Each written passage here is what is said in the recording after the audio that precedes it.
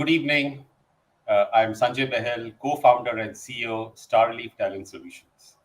This is a venture started by ex-CFOs with an ambition to transform the hiring process for senior finance talent. We are specialists in CFO and finance leadership placements. We also aim to leverage our experience to provide career guidance and shape finance careers. Hi, I'm Soundari Mukherjee, founder and CEO of Soundbites 11. After stints with Lipton and Ains at Grindlays, I got bitten by the entrepreneurial bug, and I have a portfolio career now.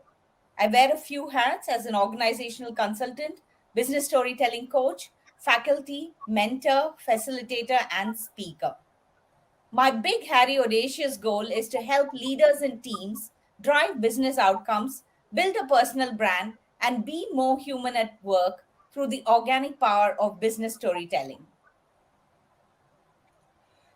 Together, we are delighted to bring to you an exciting initiative, StarEves Season 1, a video series to capture the learnings of women super CFOs in India and showcase inspiring leaders who have reached the pinnacle of success in their professional careers. The percentage of women who take up finance education as a career is currently around 42%.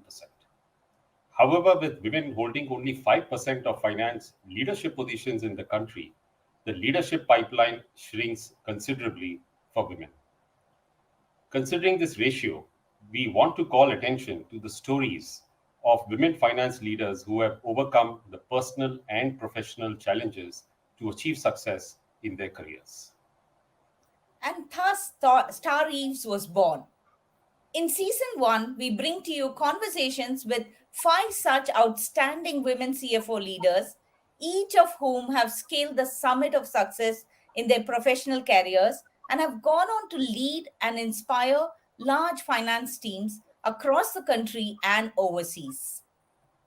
We'll be sharing these stories with you and trust that young emerging finance talent who aspire to be where these leaders are currently can draw inspiration from these journeys. So join us on StarEves Season 1 as we explore their personal and professional journeys. We are delighted to bring to you the first episode of Season 1 of StarEves program. Our guest today is Sandhya J, Group CFO of Narayana Health. Let's get her in the studio. Hi, Sandhya. Hi, Saundri. Hi, Sanjay. Hey, Sandhya. A very warm welcome, Sandhya, to the inaugural episode of StarEves Season 1. Thank you, Sanjay, Saundri, for having me here. I know how much effort you've put in to get this together. And there is that YouTube video doing the rounds which says words can change the world, and you are trying to use the power of words to bring a positive change. So all the best to both of you and to StarEves. Thank you. Delighted to now introduce Sandhya, who I now know for a number of years. We are both part of the Hindustan Unilever Finance Alumni Fraternity. Sandhya is the CFO for Narayana Health since December 21, a rank holder chartered accountant for whom many parts of her career were luck by chance by her own ambition. However, she has been able to build a brand for herself in the finance industry. She began her career with Hindustan Unilever and gained experience over a wide spectrum of roles in the finance function.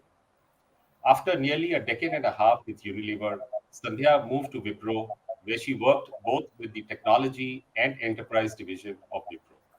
After leading business finance as the CFO for Consumer Business Unit, Sandhya took a very unconventional change to take on the role of Chief Internal and Risk Officer with Wipro Enterprises. She also anchored the digital transformation charter for Wipro Enterprises during this stint. All these, she believes, set her up to be able to take the role of Group CFO in Narayana Hospitals. Sandhya came into Narayana Hospitals at a crucial time when the industry was recovering from the emotional and financial distress of COVID-19. And from then on, there's been no turning back. Narayana Hospitals delivered its best ever results in the history of the company in the past year, returning 30% return on capital for its shareholders. The market cap has also doubled in the past 2 years. Sandhya was placed in Asia's 100 Power Leaders in Finance by White Page International and in India's top 100 Women in Finance by AIWMI. She was also recently placed in the FE Power list by Financial Express and conferred the title of Most Innovative CFO at the Business Leadership Awards 2022. She was awarded CFO of the Year, Professional Achiever of the Year thrice by the Institute of Chartered Accountants of India.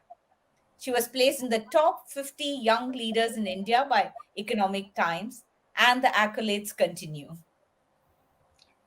She regularly speaks in many national and international conferences and is considered a very influential voice in the industry. A mother of a teenager, a large part of her personal life revolves around her boy, who is also her best friend and strongest critic. Her mom is a key influencer in her life and has played a significant role in many of her decisions.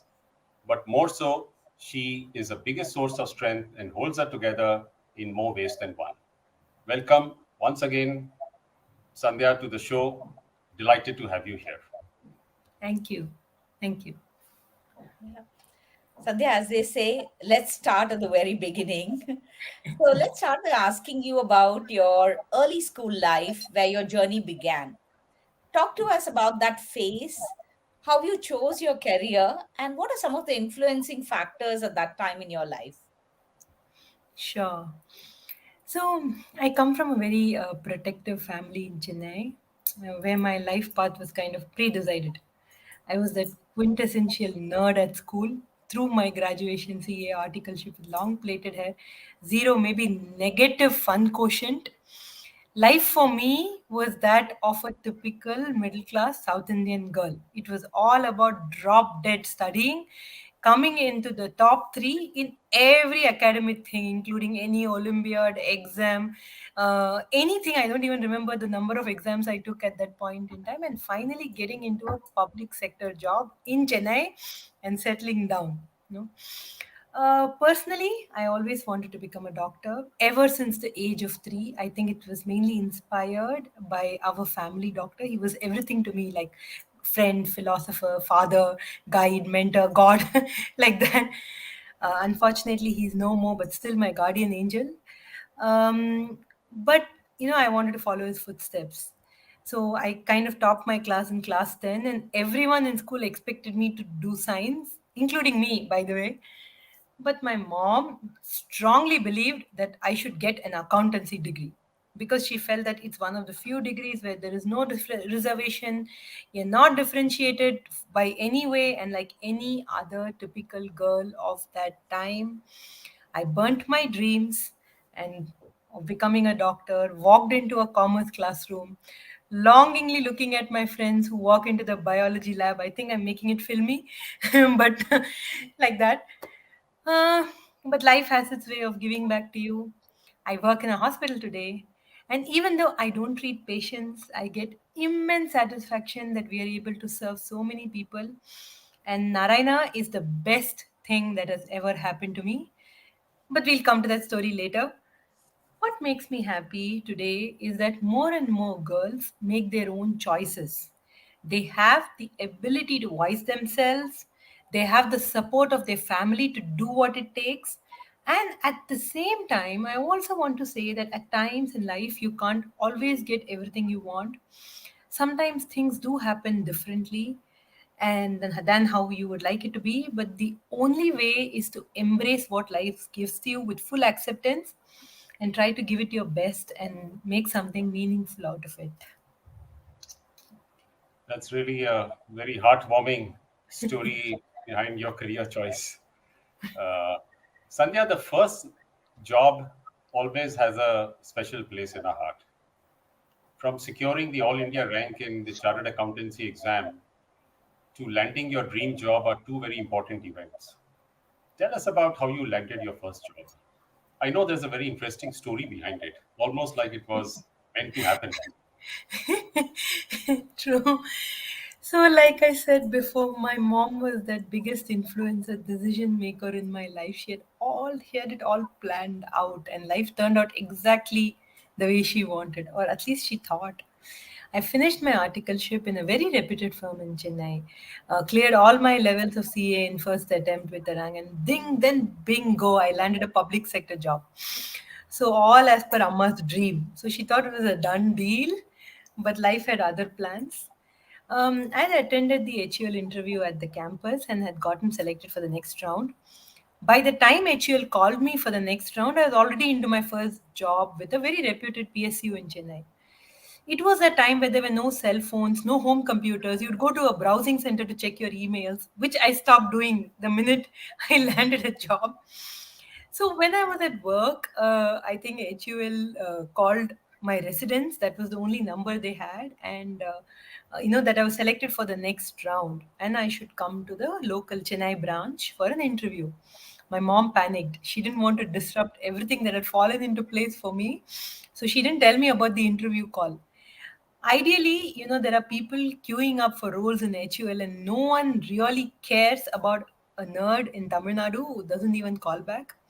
But HUL was not that company. I think I owe a lot to this HR manager at the time called Rikta Prasad. She was heading talent. She had the intuition to realize what was happening here, managed to reach me, convince my mom why she should let me take the interview and not cleared my interview at the time, and ensure that I turn up for the interview. I mean, she didn't have to do it. It would have made no difference to HUL whether I was there or not. In fact, they'd have found someone better.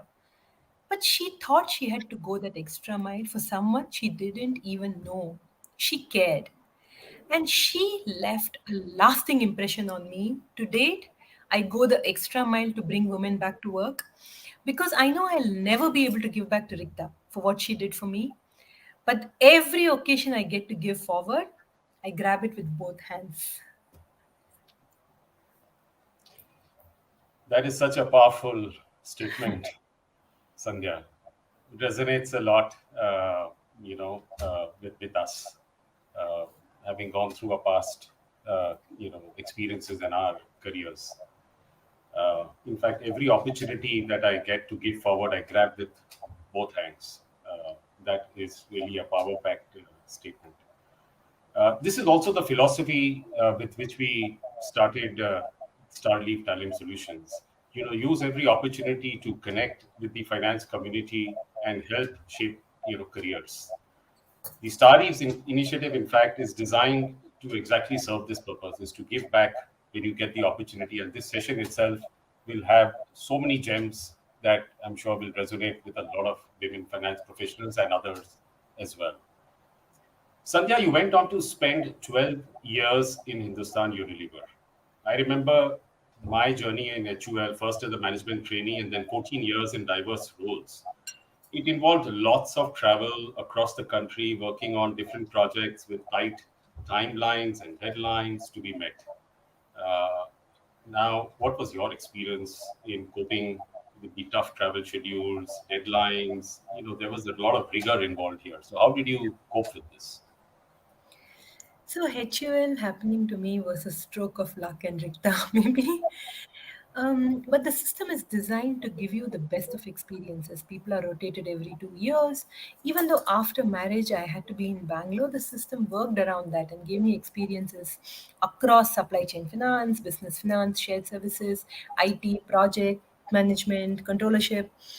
But also, because I was not working from head office, I had to make it up by putting that extra bit to stay networked, to make every role count, to make a visible difference in every project.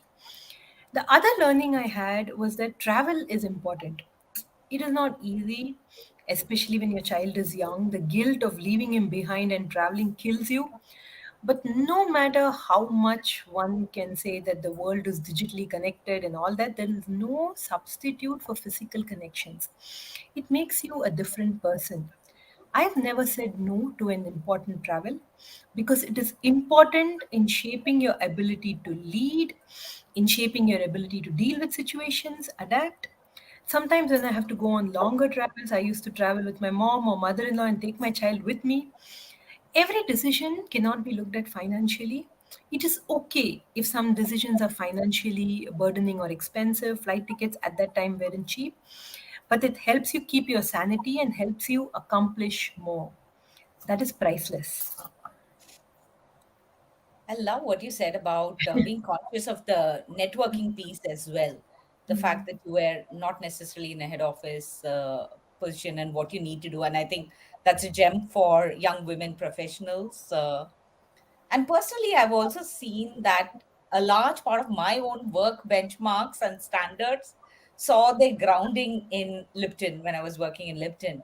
So the minute you mentioned that you worked with Unilever, Hindustan Lever, Lipton, there's an association because it's seen as an organization that's known for setting really high performance benchmarks.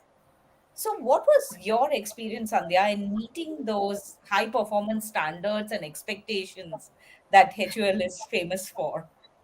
Sure. So I would say on performance expectation, no one can set the bar for you other than yourself.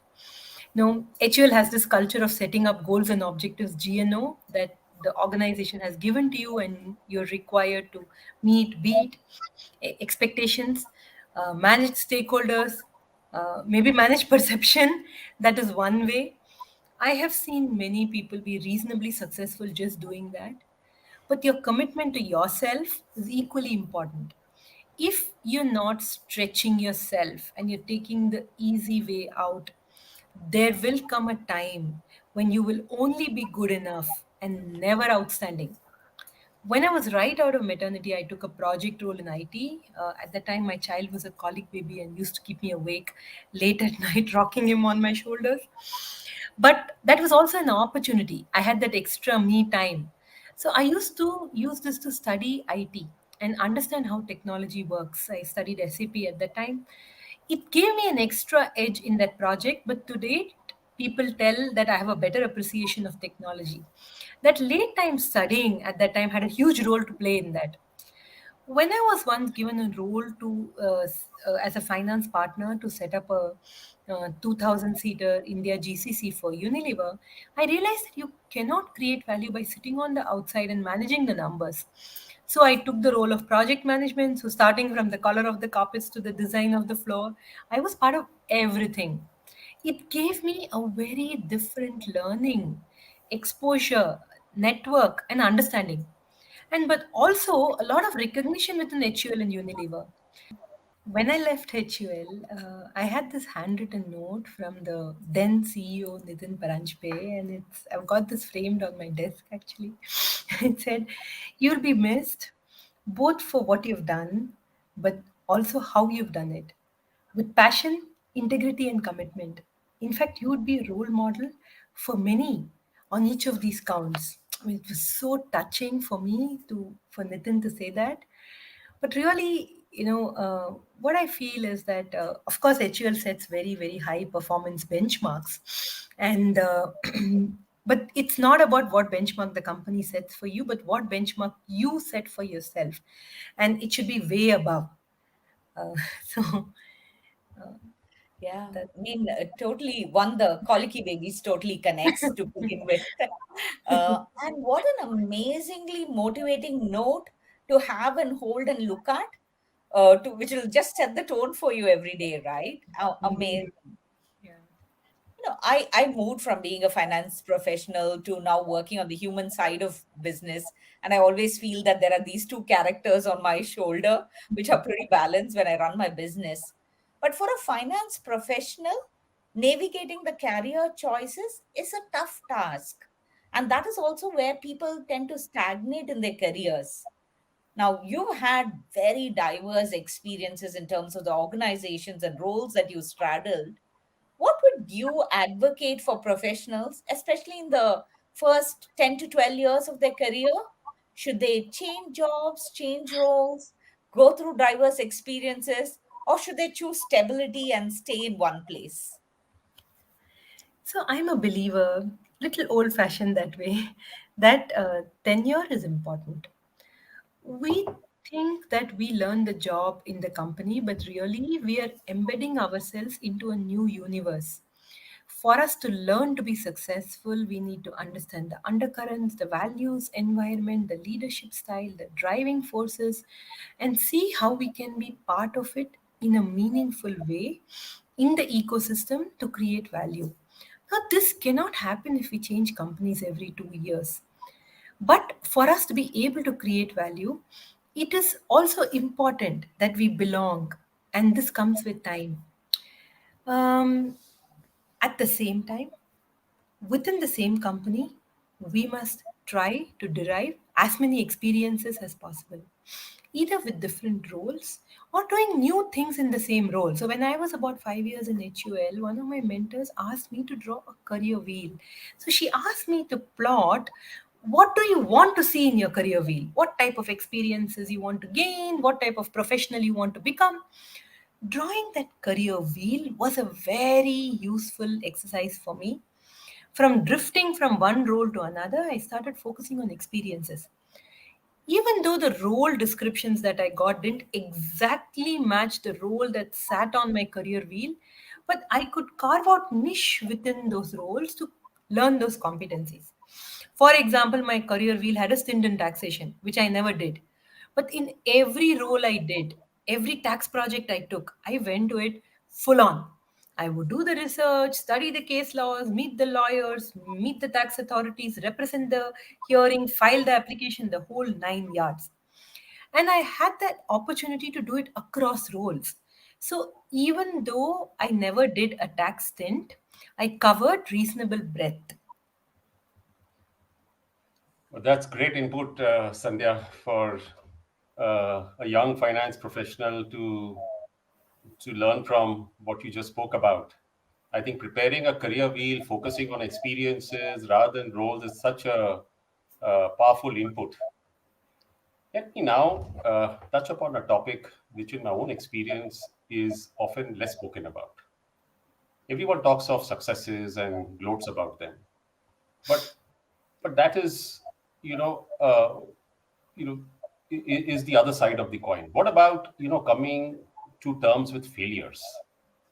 Failures are such a relevant and an important part of any professional journey.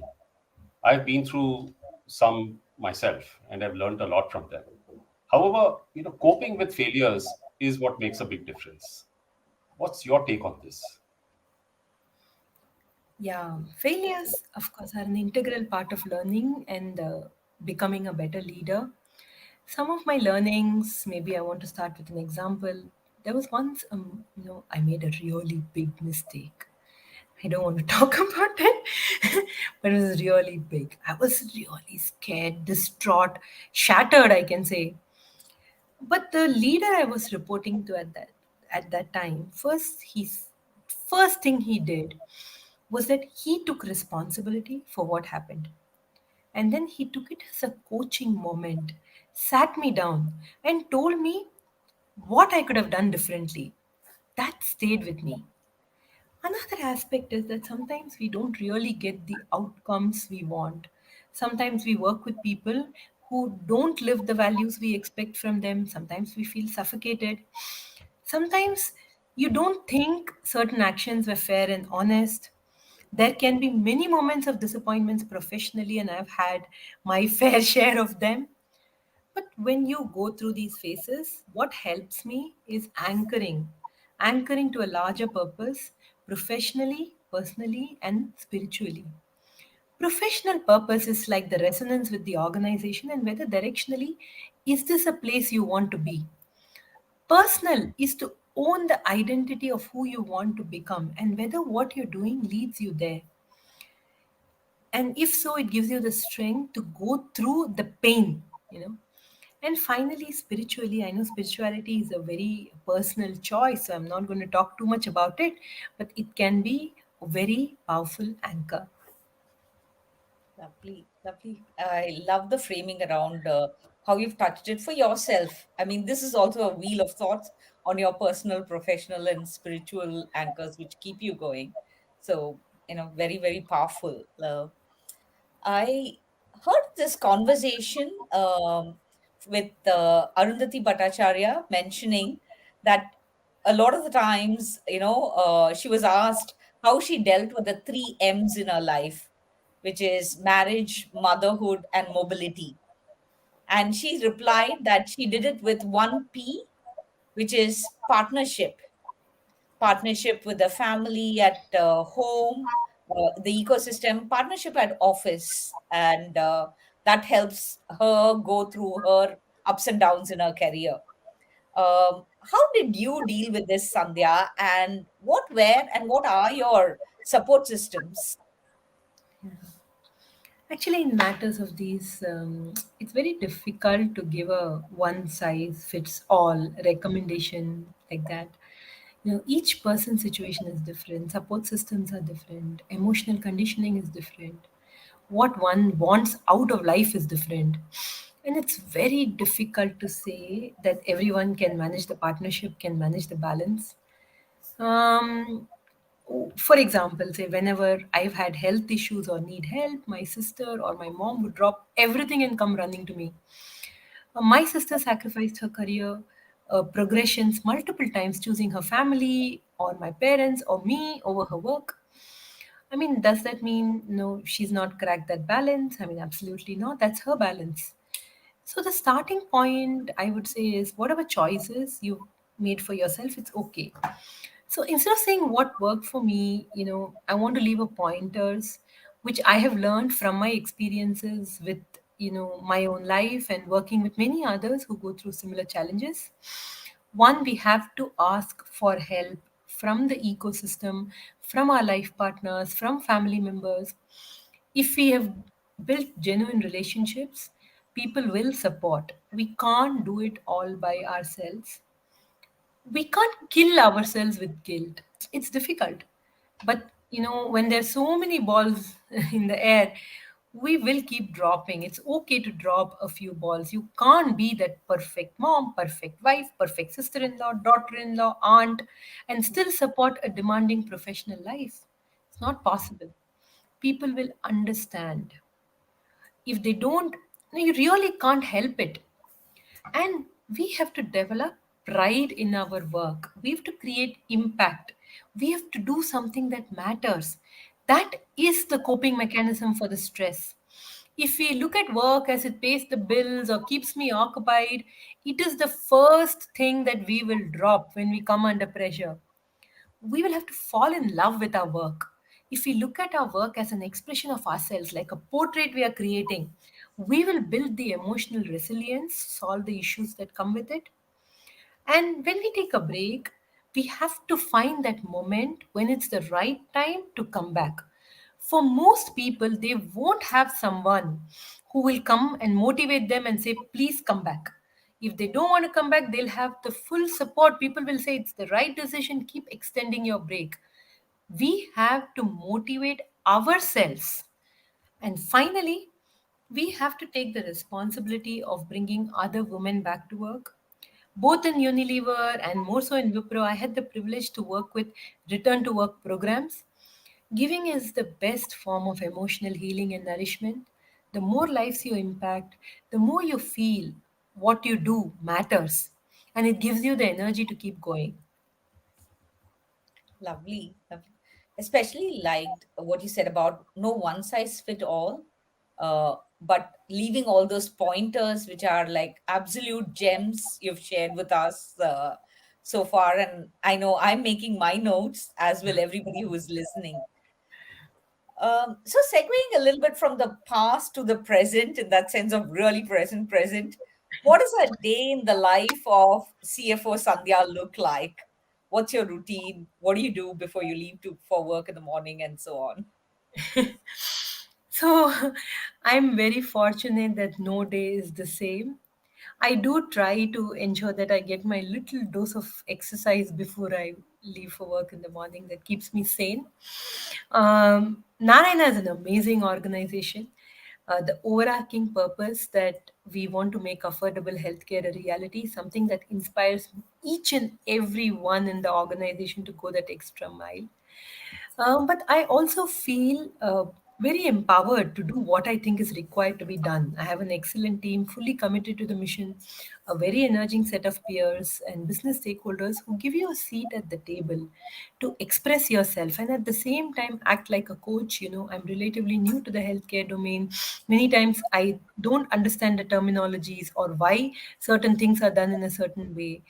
I think so far my journey with Narayana has been fabulous, and that really keeps me going every day to work. Lovely. Economist magazine, dated a couple of weeks, 29 July, I think, had on its cover the picture of a person whose arms and legs were being pulled in four directions with, with the caption, "The overstretched CEO." You, your own role as a group CFO also involves being stretched in different directions, coping with the stress of, your board role, board meetings, press conferences, the demands by the various stakeholders. So, really would like to know, what are your stress busters, Sandhya? More than calling it stress, I would call it labor of love. You are in love with your organization and you want to see it successful. That means you have to put in the effort. And as a key management personnel, for me, always in the spotlight, you have to be able to get decisions across swiftly. Finance in an organization typically is designed to guard and put breaks as required. We have to find the balance on whether the brakes help with the right speed or act as a deterrent to progress. It is very easy to stifle the organization and feel gratified because you believe that you're protecting the organization. But the role is really about finding solutions to business problems. At the same time, we have to ensure that we are able to balance the board, the stakeholder, assurance, and the governance landscape. So that's really the fine balance or the labor of love or the stress that I go through every day. More than stress, I think it takes effort, and one must be willing to put in the effort to take people along, find win win solutions, work with the variables. For me, stress busters are my family, connecting to the larger purpose of the organization, and finally, spirituality. Finding those moments where one can connect to the higher reality. It helps you handle a lot. Well, Sandhya, hearing you speak these words of wisdom on handling stress, I wish that when I was working as an operating CFO, I should have heard this earlier. It would have helped me manage my life maybe in a much better way. And and I'm sure this will be helpful for all those who are listening in now as to how to deal with the multiple hats and stresses that a CFO's life goes through here. But now coming to something which is unique to a women finance leader like yourself. Uh, we always read about, prejudice at the workplace, especially for women. Now, do you have to try harder to gain acceptance and respect from either your male or female subordinates? Um, I don't think I've had to deal with too much prejudice as a woman leader. Maybe because I was fortunate to work with organizations that were committed to build a level playing field. Here and there, yes, I've had to work with people who have found it difficult to accept, like, why do I have to report to a woman, like that. But largely it's been okay. But where I see prejudice really playing out is about women feeling confident to lead. I very often come across women who don't speak up in meetings, who don't voice their thoughts, or mostly agree to the most aggressive, loud voice in the room. Some of those prejudices are hardwired in our head, and we find it difficult to get out of them. Now we have to break those stereotypes. Does not mean that we have to be aggressive or loud, but we have to express our point of view in an assertive fashion. Earn that place at that table and perform to the table to the place that we have earned and be able to add value. Satya, let's talk of leadership styles. In my own experience, I've seen, very diverse leadership styles, and they work. It's not to say that this is one style is better than the other. But given the fact that you have been so successful in your career, what would you say is your own style that you subscribe to? So I think my leadership style is like the typical Indian parent. You're always after your child for being competitive and excelling, and at the same time, you're very protecting and caring and would do anything for your child. I think that's how I work with stakeholders and team members. I hold myself and my team to higher standards of outcome. At the same time, I take responsibility for their success and I'm very protective of my team. This is the same for stakeholders also. Would have loved to be in your team, Sandhya. For we looked at some statistics right at the beginning, in terms of the percentage of women who take up finance as a career, 42%, whereas women holding top finance leadership positions wilting down to around 5%. So CFOs who are women are not really common. That's only 5%, as we said. So how do other peers accept this interaction with women CFOs? Have you noticed any change in the last few years? What's been your experience? I think the world has significantly changed. I receive so many calls every month seeking references for strong women CFOs or CFO minus one position. This is happening because people are realizing the value of a diverse thought process and approach in the leadership decision pool. So, to a large extent, I feel that the bridge of acceptance is crossed. But we need more and more women in positions of leadership that are willing to take on take on the mantle and step up. And then these questions will fade away. And I am believing that it is only a matter of time. We are already there.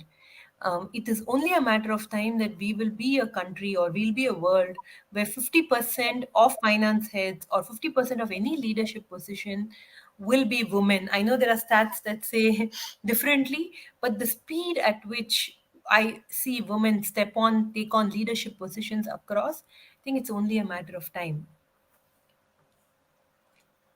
Very gratifying to note that, and I hope that does play out.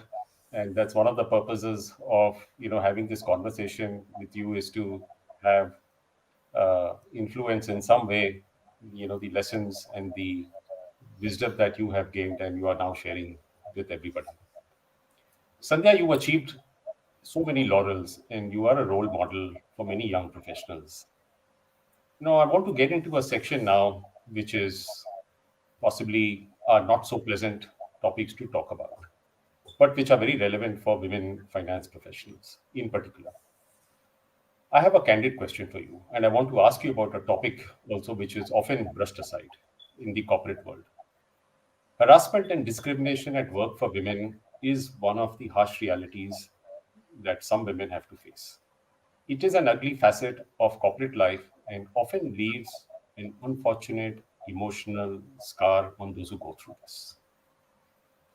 Have you, in your journey, faced any unpleasant situation at work? And what would be the lessons that you would like to share with others? It's actually a very sad reality that even today, most women don't speak up. There is a study that was conducted in 2017 that said 70% of the women who face some form of harassment do not speak up, not just because of the fear about continuity of their work, but it's also because it's still a taboo. People are very quick to blame her, to say that she must have done something. The negative connotation attached to speaking up is too deep. I would be lying if I say I haven't faced harassment. Sometimes you end up with the wrong colleague, with the wrong manager, and when I went through that kind of situation, I did the same thing that all women did. They didn't speak up and quietly grabbed the first opportunity to run away from that situation. For someone like me, for whom work is a significant part of my identity, I love my work. The entire experience was soul crushing. And now, if I look back, I don't think I dealt with it properly. My, I think I should say I was a coward. and I took the approach of a coward at that time. And I know what it did to my self confidence. It was a big life lesson for me. I swore that I'm not going to let that happen ever again. More so, I swore that I'm going to actively encourage women to speak up. And I have been ever since a very vocal evangelist on why women should speak up against harassment. In one of my roles, I used to lead the ombuds function, and I used that platform to reach out to as many women as possible. And I communicated the message that why we should not stay silent. If you feel something, you have to say it, and the organization will protect them. This is something where there is a lot of work to do for all of us as a society, as individuals, and it all starts with each one of us. Wow. Thank you so much, Sandhya, for actually being vulnerable and sharing this openly. It can't be easy. So, thank you. And such incidents leave an emotional scar, right? So, what advice would you give to young women professionals who go through this? Yeah, in addition to saying that don't be the coward that I was, I would like to say that emotional scars are no different from physical scars. They heal more slowly, but they heal. Suppose you were driving and you got hit by a car and injured. You don't start with blaming yourself. You don't keep reliving the moment of the accident and keep poking the wound. You accept the wound, supplement yourself with medicines, and give the wound time to heal. It is the same thing. We have to accept what has happened, learn to leave the anger and the sorrow behind, emotionally anchor ourselves to whatever gives us peace, whether it is meditation, spirituality, art, charity, anything, and slowly heal. Thank you, Sandhya, for sharing not just the problem but also the solutions to deal with such unpleasant situations. Sandhya, you have overcome the odds and have been bestowed with so many awards and recognition. Now, you really have some secret mantras with you, which you have used, I think, very well. What does it take to become a successful women CFO? If you could summarize it, all your, learnings in a capsule or the mantras in a capsule, I think that would be great to sort of, for our listeners. You're making me very conscious by saying again and again, you've arrived. It feels very out of place. But wherever little I've got to, I think some of the mantras being ambitious, authentic, assertive, and falling in love with everything you do, professionally and personally. I spoke about this note about from Nitin Paranjpe that I've framed and kept earlier. I also have a small piece of paper which I've framed and kept inside the same photo frame for years now. It says A greater than R. This is something that Nitin always spoke about. He said A stands for ambition and R stands for resources. The difference between a manager and a leader is that for a leader, the ambition will always be greater than resources. It is something I always strive for. Can we do more with what we have? The other part is that in business and in life, we have to instill the and mentality. Again, learned it from Nitin. We have to find the and. In business, it's very easy growth and profits, agility and controls, but same in personal life, family and work, and so on. We have to find ways to make the and work. I'm going to remember this equation, A greater than R for sure. And with your permission, use it in my sessions, Sandhya. I've also stolen it from Nitin only, so by all means. Yeah. And I really love what you said about the and. Indra Nui instituted a program when she was in PepsiCo saying performance with a purpose. So it is this growth and profits that you're talking about really connects. So is purpose a driving force for a finance leader? And if yes, what is your purpose? So, purpose is very important to me. It's one of the biggest factors that fuel my love affair with everything I do. Um, the purpose of the organization has to resonate, and I think I've been very fortunate to work with organizations that are deeply rooted in purpose. But it's also important to find your personal purpose. Who are you? What are you? Why are you doing this? Why is this so important to you? I think for me, my personal purpose is to make a real difference to everything I do, being able to create value. And that's what makes me better, makes me drive forward, and I think motivates me to always look for ways and means to create value. Making a difference. In fact, there is an acronym. If you say it's MAD, mad. So I think a person who is really keen and has a passion to make a difference, you call them the mad people in the organization. And one of the leaders who I worked with says, the junoon factor. The junoon Yeah, factor has to be there in a yeah. person, and that's how you really add that value to what you're doing. Okay, that's been a great session so far. I think we've uh, gained a lot of inputs and lessons and learnings and wisdom, which I'm sure will be very, very helpful. Now, let's come to a very interesting section, which is the rapid fire rounds. So, we have two parts to this. The first one, which deals with a few questions related to the professional part of your life. And the second one will be more on the personal side to try and help us understand you better. All right, Sandhya, are you ready? Here it goes. Wow. I'm tense now. Okay, that's easy ones. I think somebody will come up with difficult ones later. Okay, the first one's in quick rapid fire mode. When faced with conflict, what do you do?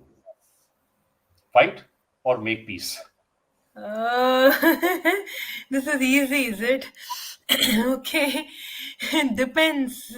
You can't make peace every time, but you don't have to fight every battle. You have to make a choice. But I've also got that choice wrong many times.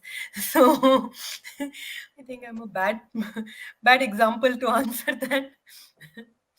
Okay, next one. Who would you prefer, a lady boss or a man?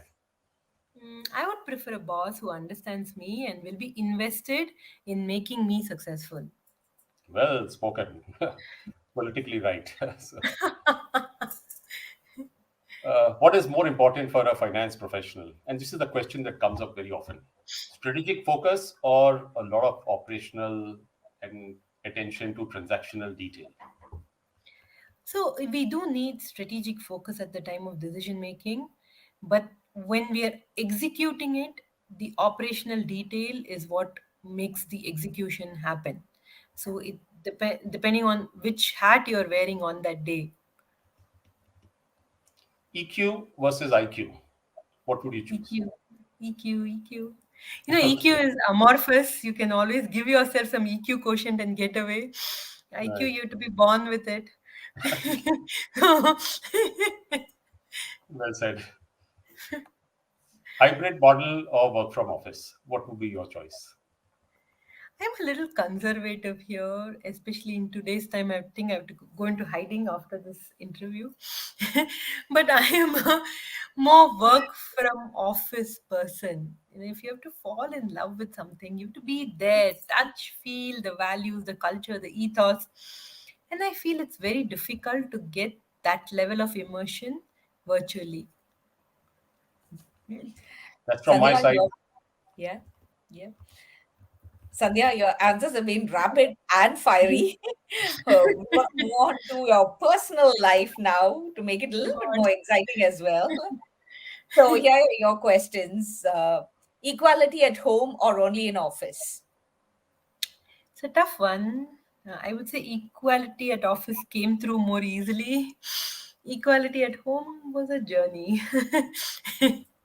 Yeah. Uh, watch a movie or read a book? Read a book, always read a book. Binge watch or staggered watch? Binge watch. you know. We know what you're going to be doing this weekend then. Exercise or watch Netflix? Exercise. Yeah. Wow. Just What brings a smile to your face every morning? looking forward to start a fresh day full of possibilities. That brings a smile to my face every morning. Texting or talking? Talking. I'm very talkative, as you have seen during the course of this interaction itself. Talking always. And that's been fabulous. Please continue that. Vacations, mountains or beach? Beach. I was born on the beach side. I think I still have a lot of memories and fascination for water and the beach. Yeah. Lovely. Gossip or serious webinar?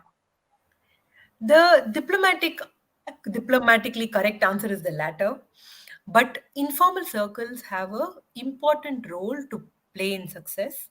We need to draw the line where it stops with context and cultural adaptation and becomes useless banter, and and accordingly make a choice. Yeah. Want to know about your coping mechanism? So if you can like complete this sentence, when I'm feeling down, dash, dash, dash. Uh, I anchor myself in spirituality. What was your last Google search? I can't really remember, but I'm sure it would be something medical because there are so many terminologies that get used in office. I'm always Googling to understand. So, yeah. Like, if you were to write a book, what would that be about? I'm actually a split personality here. At some point, I would do a fiction, but maybe another point, something motivational. Yeah, I think I don't have clarity, but maybe one day I will write a book.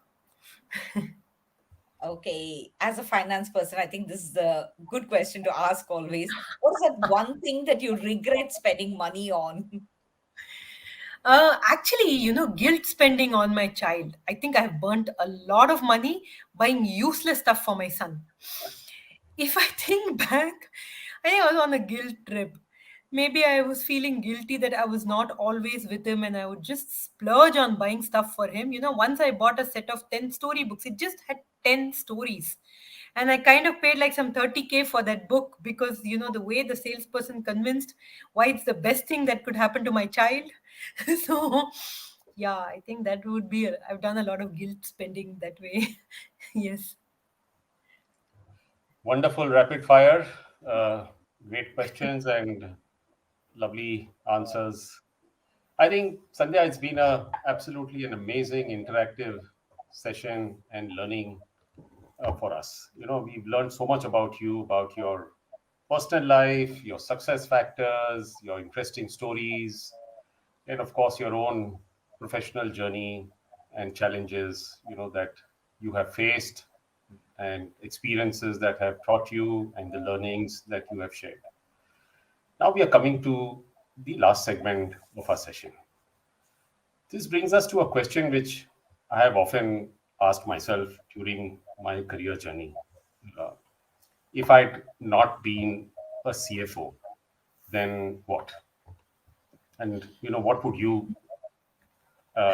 be the alternative for you if you were not in this particular role?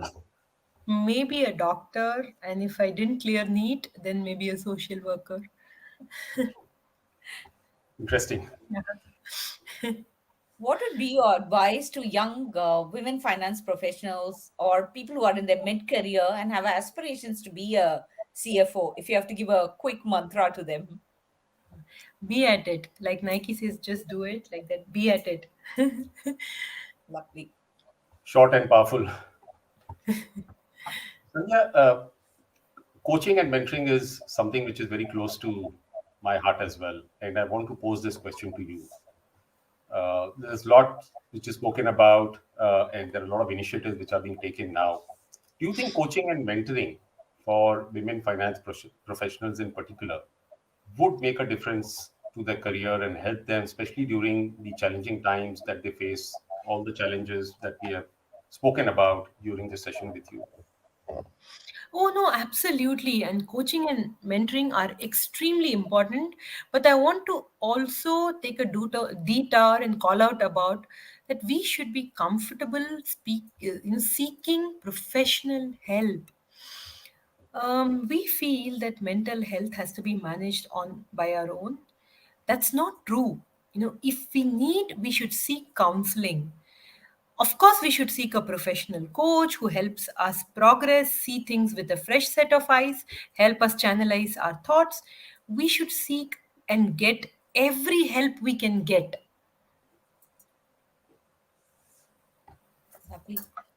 We know that Sandhya likes to read, she likes to go to the beach, she likes to binge watch. Yes. But we're also curious to know what is that one non-work related skill that Sandhya has?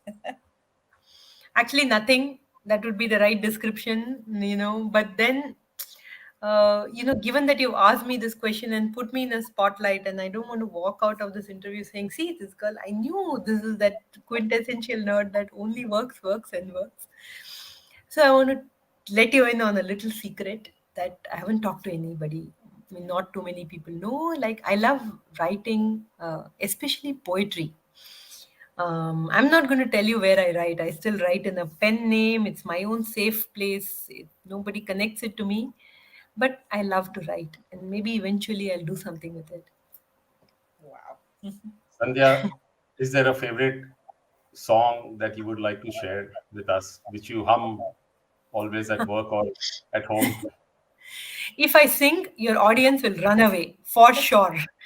So I'm not going to sing, but Okay. I'm going to share a quote. When I was in school, I read this book, Wings of Fire by Abdul Kalam.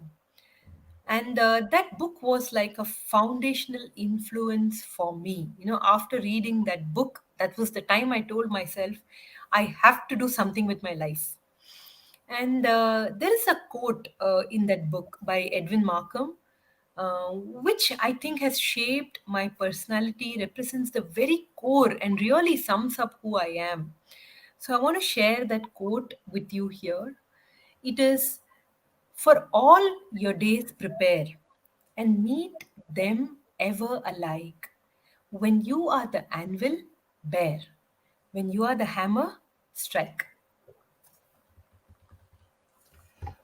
Wonderful. I think that was so insightful. Thanks for sharing this. Though we would have also loved to hear the song as well. So, We've been listening to Sandhya Jayaraman, CFO Narayana Health, talk about her personal and professional journey. Let's now hear what her family and colleagues have to say about her. நான் சந்தியாவோட அம்மா Mrs Uma Jayaraman. Sandhya இந்த அளவுக்கு அவள் இவ்வளவு achieve பண்ணி இவ்வளோ தூரம் வந்தது எங்களுக்கு ரொம்ப பெருமையாகவும் மகிழ்ச்சியாகவும் இருக்குது. அவள் சின்ன வயசுலேருந்தே அவளுக்கு ப்ரைஸஸ் வாங்கணும், அவார்டு வாங்கணும் அப்படிங்கிறதுல ரொம்ப ஆர்வம் ஜாஸ்தி. அதுக்காக அவள் நல்லா ஹார்ட் ஒர்க் பண்ணி சின்சியராக உழைச்சி ரொம்ப டெடிக்கேஷனோடு எல்லா விஷயமும் செய்வாள். ஹெச்யூஎல்ல ஜாயின் பண்ணினது தான் அவளோட கரியர்லேயே அவளுக்கு ஒரு பெரிய டேர்னிங் பாயிண்ட்டு. அதை பார்க்குறதுல நாங்கள் ரொம்ப சந்தோஷப்படுறோம். Mother and I are less like mother and son and more like friends. Ever since I was a child, she's always made time for me. Despite her busy work schedule and all the other stuff going on in her life, she always tries to make time for me and always tries to spend time with me. She also has very strong moral compass and she believes a lot in integrity. Since I was a child, she's always told me that integrity matters more than winning or losing. She's also extremely hardworking and she goes beyond what is needed, and she goes the extra mile to make sure that that any work is done properly, not just done for the sake of doing it. Hi, everybody. The fact that Sandhya has had an exceptional and a fantastic functional and academic career is no secret, right? In Wipro Enterprises, she donned many hats. She was the audit head and risk head officially, but she took on onboards. She was in charge of the ID transformation, helped me and the organization to build out and lay out the roadmap for ID transformation. She was very passionate about having women back to work post their break, and she really created a program very unique and bespoke where women who took a break came back into the organization to work. I think really there are 2-3 things which fundamentally stand out for me from Sandhya's standpoint and for anybody who's working with her. And they are really, she's passionate about what she does. She's truly a change agent, which she will not allow things to remain status quo.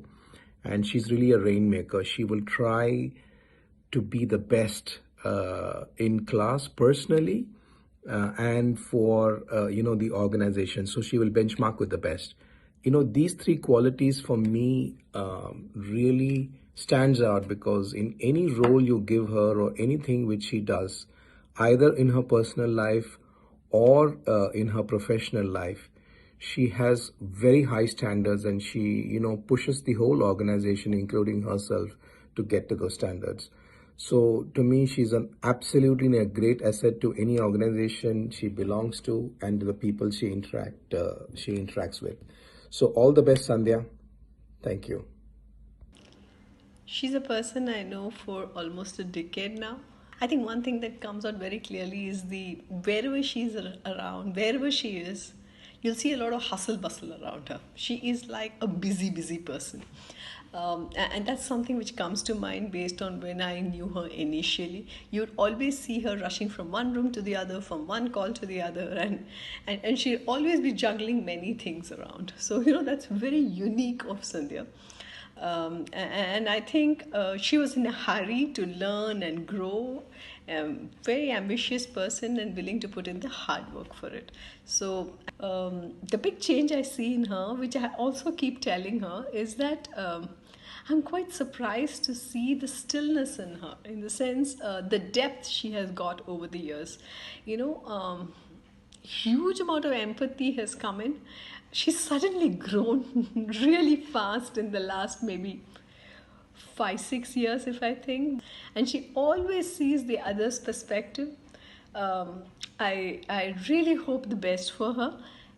Oh God, this is really cute, especially the Samarth one. I actually didn't expect him, what he said. So it is really touching for me. Thank you for capturing these special moments for me. Sandhya, now we have one more surprise for you. You've talked about a person a lot during the conversations that we've had with you, and we now want to bring that person to you. Please come on. Yeah. Hi. Hi, Rita. Hello, finally. Oh my God, Rikta! Hello, Sandhya. So good to see you. You remember me? Very good 20 to years see back? you.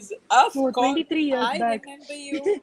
I was just telling Sanjay, I remember your interview in the Sundaram's office, our conversation after that. I remember all of that.